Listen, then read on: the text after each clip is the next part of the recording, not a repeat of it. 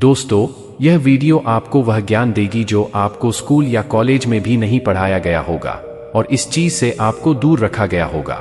लेकिन आपको यह भी जानना काफी इंपॉर्टेंट होता है और काफी जरूरत होता है, तो इस वीडियो को आपको जरूर देखना और सुनना होगा।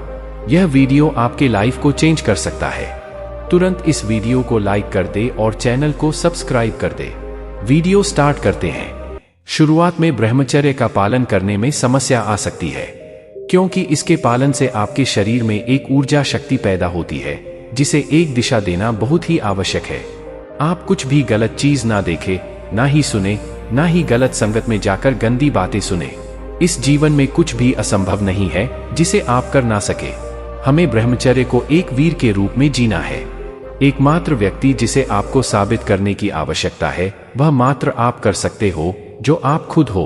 अपनी अनंत क्षमताओं को महसूस करें और संकल्प लेकर आगे बढ़े पूरी एनर्जी के साथ। जीवन शैली में सुधार करें और लक्ष्य बनाएं। भारत के प्राचीन ऋषि जानते थे कि मनुष्य एक साधारण प्राणी नहीं है, वह सब कुछ कर सकता है जिसे वह करना चाहता है। क्योंकि मनुष्य के अंदर कुछ ऐसी शक्तियां होती है जिन्हें अगर वह पहचान ले तो वह कुछ भी कर सकता है। इन्हीं असाधारण शक्तियों को पहचानने के लिए उन्होंने कुछ तकनीकें बताएं जिन्हें आज हम योग कहते हैं। योग के कई रूप है, लेकिन सबसे शक्तिशाली रूप कुंडलिनी योग है।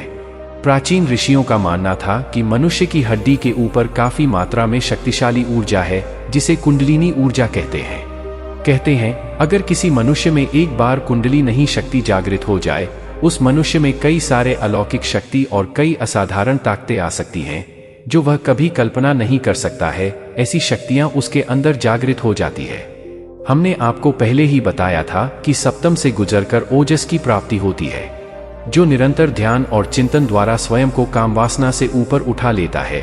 उसका एक तरह से पुनर्जन्म हो जाता है। जिनके पास ब्रह्मचर्य का ओज है उनसे नकारात्मकता कोसों दूर रहती है। इसे ही ओजस कहते हैं।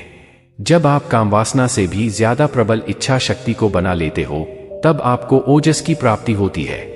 यह जितना कहने में आसान है वह उतना ही मुश्किल है।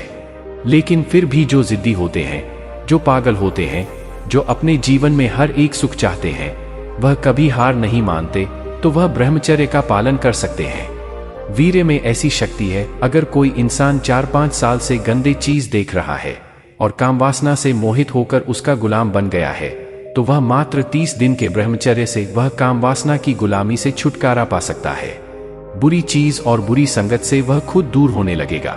हस्तमैथुन से हुई क्षति को वह भरपाई कर सकता है।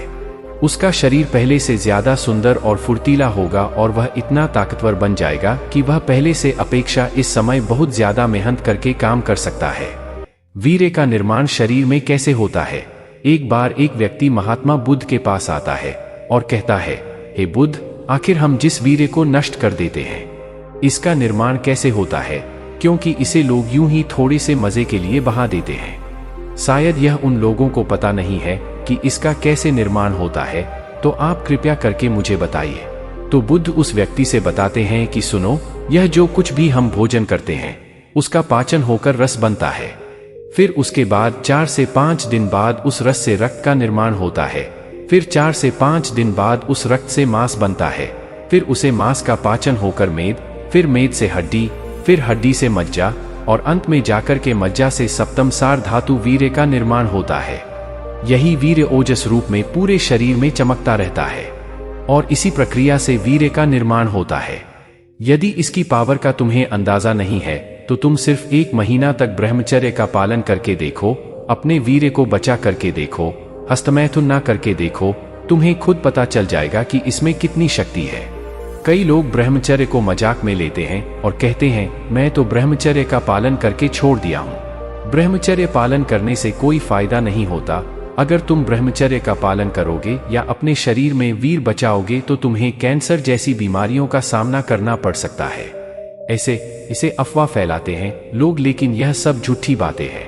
ब्रह्मचर्य में बहुत अधिक शक्ति होती है मेरे दोस्त, और इस वीडियो को अपने मित्र में जरूर शेयर करें जिससे उनका भी हेल्प हो जाए।